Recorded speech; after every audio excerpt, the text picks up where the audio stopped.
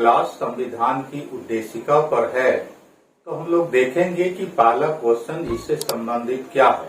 तो पहला क्वेश्चन है कि भारत के संविधान के निर्माताओं का मत निम्नलिखित में से किसमें प्रतिबिंबित होता है। मतलब क्या है क्वेश्चन का। तो क्वेश्चन का मतलब है कि संविधान बनाने वाले जो हमारे संविधान निर्माता गण थे उनकी सोच क्या थी संविधान के बारे में, ये कौन जो है कहता है क्वेश्चन। तो कहता है कि संविधान निर्माताओं की सोच हमको किस टॉपिक्स में दिखाई पड़ता है, उस टॉपिक्स को चुनने के लिए यहाँ पे कह रहा है। तो विकल्प दे रहा है ए उद्देशिका। तो उद्देशिका क्या होता है। उद्देशिका जो होता है मतलब प्रस्तावना। तो प्रस्तावना किसी भी संविधान का निचोड़ होता है।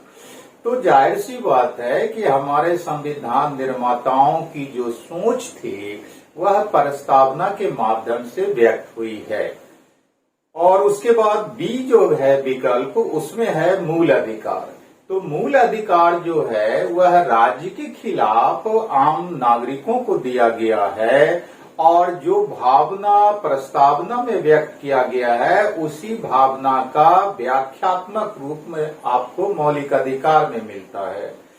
सी है राज्य की नीति के निर्देशक तत्व। तो राज्य का नीति निर्देशक तत्व जो है उसका उद्देश्य एक कल्याणकारी राज्य की स्थापना करना है और यह जिम्मेवारी राज्य के ऊपर दिया गया है कि वह जनता के हित में अधिक से अधिक कल्याणकारी कार्य करे।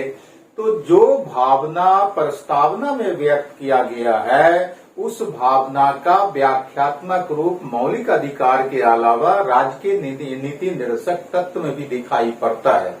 उसके बाद डी है मूल कर्तव्य। तो मूल कर्तव्य जो है वह आम नागरिकों को यह जिम्मेवारी दिया गया है इसके माध्यम से कि वह देश और समाज के विकास के लिए अपनी ओर से भी कुछ भूमिका का निर्वाह करे। तो मूल कर्तव्य में भी प्रस्तावना की व्याख्या का दर्शन होता है। तो जाहिर सी बात है कि यहाँ पर जो उत्तर होगा क्वेश्चन के मुताबिक वह हमारा ए होगा, मतलब उद्देशिका। और बी सी और डी जो है यह तो उद्देशिका का व्याख्यात्मक रूप है। तो उत्तर हमारा ए होगा उद्देशिका।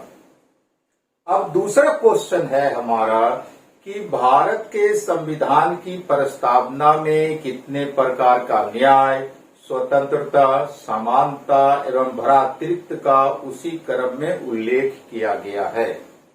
तो हमारे संविधान का जो प्रस्तावना है तो उस प्रस्तावना के बारे में यह कहता है कि प्रस्तावना में कितने प्रकार के न्याय की चर्चा है, कितने प्रकार की स्वतंत्रता की चर्चा है, कितने प्रकार की समानता का चर्चा है और कितने प्रकार के भाईचारे का चर्चा है।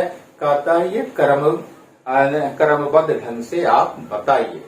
तो हमारा जो प्रस्तावना है, प्रस्तावना अगर आप ठीक से पढ़ें तो उसी में ये सारा उत्तर आपको मिल जाएगा। तो हमारा जो प्रस्तावना है वह क्या कहता है। कहता है हम भारत के लोग भारत को एक संपूर्ण प्रभुत्व संपन्न समाजवादी पंथ निरपेक्ष लोकतांत्रिक गणराज्य बनाने के लिए तथा उसके समस्त नागरिकों को सामाजिक, आर्थिक और राजनीतिक न्याय, विचार, अभिव्यक्ति, विश्वास, धर्म और उपासना की स्वतंत्रता, प्रतिष्ठा और अवसर की समता प्राप्त कराने के लिए तथा उन सब में व्यक्ति की गरिमा और राष्ट्र की एकता और अखंडता को सुनिश्चित करने वाली बंधुता को बढ़ाने के लिए। तो ये जो लाइन है प्रस्तावना का, उसी प्रस्तावना से इस दूसरे प्रश्न का उत्तर हम लोग को मिल जाता है। तो पहला जो है कितने प्रकार का न्याय। तो न्याय हम लोग यहाँ पर देख रहे हैं 3 प्रकार के न्याय का उल्लेख है प्रस्तावना में। कौन कौन न्याय है। तो सामाजिक, आर्थिक और राजनीतिक न्याय। तो 3 प्रकार का न्याय हो गया। स्वतंत्रता कितने प्रकार का है। तो 5 प्रकार का। कौन कौन स्वतंत्रता है। तो विचार, अभिव्यक्ति, विश्वास, धर्म और उपासना। तो ये 5 प्रकार की स्वतंत्रता हो जाता है। उसके बाद समानता क्या करने कितने प्रकार की है, तो समानता जो है प्रतिष्ठा और अवसर की समता का चर्चा है। तो 2 प्रकार की जैसे हो गया समानता प्रतिष्ठा का और अवसर का। और उसके बाद जो है कहता है भ्रातृत्व। तो भ्रातृत्व है क्या कि राष्ट्र की एकता और अखंडता सुनिश्चित करने वाली बंधुता बढ़ाने के लिए। तो यहाँ पर बंधुता एक है, तो जाहिर सी बात है कि न्याय हमारे लिए 3 हो गया, स्वतंत्रता हमारे लिए 5 हो गया, और जो है समानता हमारे लिए 2 हो गया, भाईचारा हमारे लिए 1 हो गया। तो जाहिर सी बात है उत्तर जो हमारा होगा ए में विकल्प है 3, 5, 2, 1। तो जाहिर सी बात है कि उत्तर हमारा विकल्प ए होगा। उसके बाद हमारा तीसरा क्वेश्चन आता है। तीसरा क्वेश्चन जो है वो क्या कहता है कि भारतीय संविधान की प्रस्तावना में भारत को किस रूप में घोषित किया गया। तो भारत को किस रूप में घोषित किया गया है प्रस्तावना में, ये जो है आंसर पूछ रहा है हमसे। पहला है ए, एक सार्वभौम प्रजातांत्रिक गणतंत्र, ये गलत है। बी, एक समाजवादी प्रजातांत्रिक गणतंत्र, ये भी गलत हो जाएगा। सी, एक सार्वभौम समाजवादी धर्मनिरपेक्ष प्रजातांत्रिक गणतंत्र। तो असल में उत्तर हमारा यही होगा। आप इन जैसो प्रस्तावना को याद कीजिए। प्रस्तावना का लाइन क्या है कि हम भारत के लोग भारत को एक संपूर्ण प्रभुत्व संपन्न, अब यहाँ से आप जैसे आप काउंट कीजिए, भारत को एक संपूर्ण प्रभुत्व संपन्न समाजवादी पंथ निरपेक्ष लोकतांत्रिक गणराज्य बनाने के लिए। तो जाहिर सी बात है कि इसने संपूर्ण प्रभुत्व संपन्न मतलब सार्वभौम सॉवरेनिटी की बात कर रहा है, पहला लाइन है। दूसरा ये पहला शब्द है। दूसरा शब्द जो है वो क्या है, समाजवादी है। तीसरा शब्द क्या है, पंथ निरपेक्ष है। चौथा शब्द क्या है, लोकतांत्रिक है। और 5वां शब्द क्या है, गणराज्य है। तो जाहिर सी बात है कि उत्तर इस हिसाब से हमारा सी होगा, जहां की एक सार्वभौम का चर्चा है मतलब संपूर्ण प्रभुत्व संपन्न की बात आ गई। दूसरा समाजवादी, ये भी क्रम सही है। तीसरा धर्मनिरपेक्ष, तो यहाँ पर धर्मनिरपेक्ष की जगह पंथ निरपेक्ष होना चाहिए था, क्योंकि संविधान में धर्मनिरपेक्ष शब्द का उल्लेख नहीं है, उसकी जगह पर पंथ निरपेक्ष शब्द का उल्लेख है। दरअसल जो पंथ निरपेक्ष होता है उसका अंग्रेजी सेकुलर होता है, धर्म निरपेक्ष का अंग्रेजी में कोई सटीक शब्दावली नहीं है। तो हम लोगों का जो धर्मनिरपेक्षता के बारे में या सेकुलरिज्म के बारे में जो कंसेप्ट है, उस कंसेप्ट का अंग्रेजी में कोई सटीक शब्दावली नहीं है, इसलिए वहां पर सेकुलर लिखा गया है। और सेकुलर का मतलब जो है आपको हिंदी में पंथ निरपेक्ष होता है। तो यहाँ पर जो है धर्मनिरपेक्ष की जगह पंथ निरपेक्ष होना चाहिए। उसके बाद है प्रजातांत्रिक मतलब लोकतांत्रिक, यह भी क्रम सही है। और लास्ट में जो है गणतंत्र, यह भी क्रम सही है। तो जाहिर सी बात है कि प्रस्तावना में हमारे देश के स्वरूप का जो चर्चा है, उस स्वरूप के हिसाब से जिन जिन शब्दों का क्रम रूप में चर्चा है, उसका उल्लेख यहाँ पर क्वेश्चन के विकल्प सी में है। तो हमारा उत्तर सी होना चाहिए। उसके बाद चौथा क्वेश्चन है कि निम्न शब्दों पर विचार करें।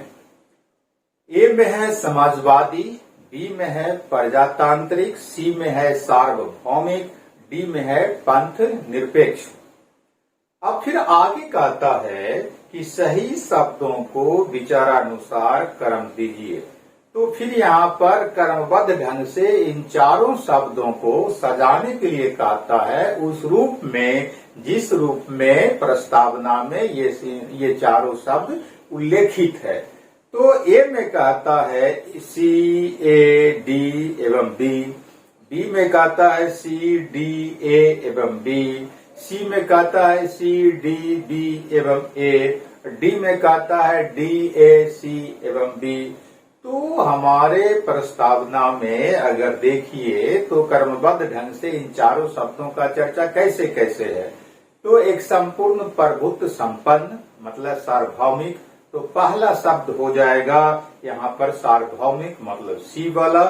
उसके बाद संपूर्ण प्रभुत्व संपन्न के बाद कौन सा शब्द है, समाजवादी, तो जाहिर सी बात है यहाँ पर ए हो जाएगा।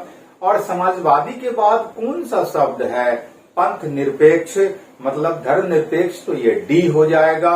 और उसके बाद कौन शब्द है, तो प्रजा लोकतांत्रिक मतलब प्रजातांत्रिक, मतलब यहाँ पर कौन सा विकल्प आ जाएगा, बी हो जाएगा। तो उस हिसाब से एक संपूर्ण प्रभुत्व संपन्न समाजवादी पंथ निरपेक्ष लोकतांत्रिक, ये जो चार शब्द क्रम रूप में है प्रस्तावना में उल्लेखित, तो उस हिसाब से हमारा उत्तर यहाँ पर ए विकल्प होगा। तो अगला जो हमारा क्वेश्चन है वो क्वेश्चन कह रहा है निम्नलिखित शब्दों में से कौन से शब्द 42वें संवैधानिक संशोधन द्वारा प्रस्तावना में जोड़े गए हैं। तो प्रस्तावना में जोड़े गए हैं तो हम लोग जानते हैं कि प्रस्तावना में अब तक केवल एक बार संशोधन हुआ है 1976 में 42वें संविधान संशोधन के द्वारा। और उस संशोधन में जो 3 शब्द जोड़े गए थे, पहला शब्द था समाजवादी, दूसरा शब्द था पंथ निरपेक्षता और तीसरा शब्द था आपको अखंडता। तो यहाँ पर उस हिसाब से जो है कौन कौन शब्द जोड़ा गया है, तो उस हिसाब से हमारा होगा समाजवाद और पंथ निरपेक्षता। ग्राम स्वराज प्रस्तावना में चर्चित है ही नहीं, उल्लेखित है ही नहीं। संपूर्ण प्रभुत्व संपन्न यह जो है हमारे संविधान में शुरुआत से रहा है, तो उत्तर इस हिसाब से हमारा बी हो जाएगा, पहला और तीसरा। उसके बाद अब छठा क्वेश्चन आता है। छठा क्वेश्चन कहता है भारतीय संविधान की प्रस्तावना में समाजवादी शब्द की संशोधन के तहत जोड़ा गया। तो इस ढंग का क्वेश्चन बार बार पूछा गया है, आगे भी पूछे जाने की संभावना है कि कौन सा शब्द जो है प्रस्तावना में जोड़ा गया है या कब जोड़ा गया है। तो अभी हम लोगों ने देखा है, अभी तुरंत हम जो है 5वें प्रश्न का जो हम लोग चर्चा कर रहे हैं, तो उसमें हम लोगों ने देखा है कि 3 शब्द जोड़े गए, समाजवादी, पंथ निरपेक्षता और अखंडता शब्द। तो यहाँ पर कहता है कौन सा शब्द जोड़े गए, ये कहता है भारतीय संविधान की प्रस्तावना में समाजवादी शब्द की संशोधन के तहत जोड़ा गया। तो समाजवादी शब्द जोड़ा गया है 42वें संविधान संशोधन के द्वारा, इसलिए जाहिर सी बात है उत्तर हमारा यहाँ पर ए होगा। उसके बाद अब हमारा अगला क्वेश्चन आता है, मतलब 7वां क्वेश्चन है, निम्नलिखित में से कौन भारत को धर्मनिरपेक्ष राज्य वर्णित करता है। तो हम लोग जानते हैं कि भारत एक धर्मनिरपेक्ष राज्य है और यह आजादी के शुरुआत से ही रहा है। तो कहता है कि कौन वर्णित करता है कि भारत एक जो है धर्मनिरपेक्ष राज्य है। वैसे हमारा पूरा का पूरा संविधान ही धर्मनिरपेक्ष है, लेकिन कुछ ऐसा टॉपिक्स है जो स्पेशली धर्मनिरपेक्षता की बात करता है। तो जो टॉपिक्स स्पेशली धर्मनिरपेक्षता की बात करता है उसी पर यहाँ पर हमको टिक मारना है। तो पहला है मौलिक अधिकार। तो मौलिक अधिकार हमारा जो है स्पष्ट रूप से धर्मनिरपेक्ष है। इसका प्रमाण जो है हमको समता के अधिकार में मिल जाता है। तो पहला जो है आपका अनुच्छेद 14, उसमें विधि के समक्ष जो समता का बात है, वहां पर वो जो है आपको किसी के साथ जाति धर्म या लिंग मूल वंश के खिलाफ कोई जो है के आधार पर जो है न्याय की बात नहीं है।